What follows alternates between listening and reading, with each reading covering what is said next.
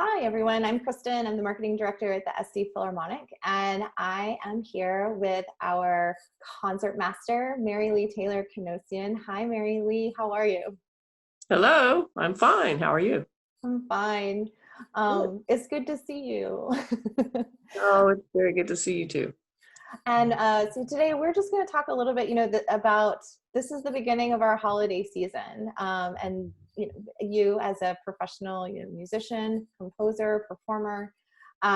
This is normally a really busy season for you, and we're starting off with Thanksgiving and things like that, and talk a little bit about what this would normally look like for you in non-pandemic times, and maybe if there are things that you're thankful for.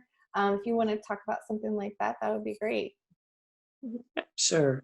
Well, of course, we are normally very busy in the holiday season. And as far as that goes, most people know, people in our profession anyway, the performing arts, musicians have been pretty much out of work since March, with a few exceptions. And we are certainly grateful to those organizations, including, yes, the South Carolina Philharmonic. Thank you very much. Oh. That have not given up and that have found a variety of very innovative ways to keep us working at least part-time, even if it's certainly not what we're normally used to. But I'm so grateful that we had the opportunity to play our last concert, with Appalachian Spring and Dick Goodwin's piece and the Still. Still, that was wonderful. And to be able to make music again with my friends, which really, they are my extended family. So it's been a big deal to be able to get back at least that little way. And I'm thinking about this week too. Honestly, I'm wearing a Nutcracker shirt because shout out to Ann Brody's Carolina Ballet, John Whitehead, Mimi, all of you guys. I'm thinking about you. We would normally be playing Nutcracker at the township all week long this week because it's Thanksgiving week. But again, I'm grateful to them because they've always chosen to have a live orchestra. And when COVID is beaten back and is on the run, which hopefully will be not too long, I'm certain that we'll be playing Nutcracker many more years to come with them. So I'm very grateful to them. I'm, grateful to people in the Greenville Symphony that I know and have worked very hard. Certainly grateful to all my Camden friends through the Upton Trio. And let's don't forget the Aiken Symphony. Those folks are really, really fine people and have made every effort to have a season, even though we're all working with reduced ranks and a lot of social distancing, masks on stage, 6 feet apart and all that. Mm-hmm. But I'm grateful for that because nobody is giving up. And that's important for us musicians because, we honestly, our income is very, very much reduced. And we just are stepping out on faith. But even having the faith to step out with, I'm grateful for that too. So, and it really helps to see people like I've seen at the Philharmonic, like yourself, Rhonda, Robin, Morihiko, certainly, Ashley, all of the folks who are doing such a fabulous job that are keeping us going. That means a lot. So I am certainly grateful for all you folks. Thank you. I appreciate that.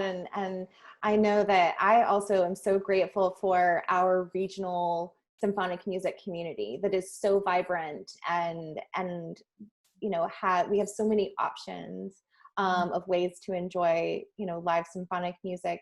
And, unfortunately having to do a lot of it digitally these days, but I'm grateful for the technology that gives us the opportunity to see each other and talk. And looking forward to doing some more virtual performances in the winter, and having a live socially distanced audience next year. Mm-hmm. Yeah, exactly. We're missing our audience, but we were very fortunate to be able to put a concert on at all. And of course, we did have a very small amount of folks that were able to come. And even though we couldn't really see them much until actually at the very, very end when the lights went up, because of course we were recording, Right. But when the lights went up and we actually saw live folks, even though that they too were socially distanced, it was just nice to see the people.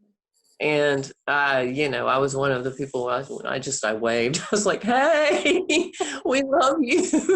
It's great. Uh, Tell I me mean, a that little makes bit, a difference. like, as a performer, tell me a little bit about what makes that so different. Because I think that, like, as somebody who's only been an audience member, I know that obviously I enjoy being an audience member, but tell me what that relationship is like as a performer, and having an audience, and the difference between not and, not having one Yeah, and having well, one. when you have an audience, there's a certain interplay between the artists that are performing and the audience that is experiencing it along with the performers. And there's some sort of, I don't know what to call it, a psychic buzz. I mean, I'm not trying to get too, Oh, Looney Tunes here, but I get it. Yeah, it sounds good. there is some sort of an energy and an aura and a sense of excitement and anticipation and a shared experience that it just builds and builds and builds, particularly if you're in a real heavy work or it doesn't even have to be heavy work. It could be something absolutely wonderful, like the Appalachian Springs. That's not heavy, but it's absolutely wonderful. But something like that just tends to just grab everybody. And so we play better because we sense the audience hearing us and being, on some of them at least, on the edge of their chairs, just waiting for the next phrase, the next note, the next special moment. There's nothing really to replace that. And I can tell you that it was, even though we didn't have that many people, that was just kind of irreplaceable. I remember when we played our last concert in March, and y'all, thank you again, pulled it off. And it was amazing because obviously that was the last concert anyone could play, and we didn't have anybody in the audience. And the feeling that we got after we played and we stood up and the entire Koger Center was dead silent. That was just weird. That It was was, just very surreal. I'll never forget that feeling of, this is just wrong. We need our audience every bit as much as they need us, and perhaps more. I don't oh, know. it makes me feel emotional You know, remembering this moment. But I agree with you you. play for people. It inspires us to our heights. It makes us nervous, but it also makes us go for it. Yeah. And without that energy and that sense of like edginess a little, it's not quite the same. So, anyway, that's probably way too much talking, but It's that's not at all. No, I think that I love hearing you describe it that way. And I think that for me and other people who, in the future will be back in the audience, excited to hear you play, it's just really cool. And it's, I don't know, it makes, audience members feel like they're an integral part of the performance too. well, So but they certainly are. Yeah. well, Yeah, I good. mean, we wouldn't be doing this. I mean, I guess it's true. We would be playing together at some point. Everybody occasionally gets together for trios, quartets, and stuff like that. But Sure. without the audience, we it just wouldn't happen.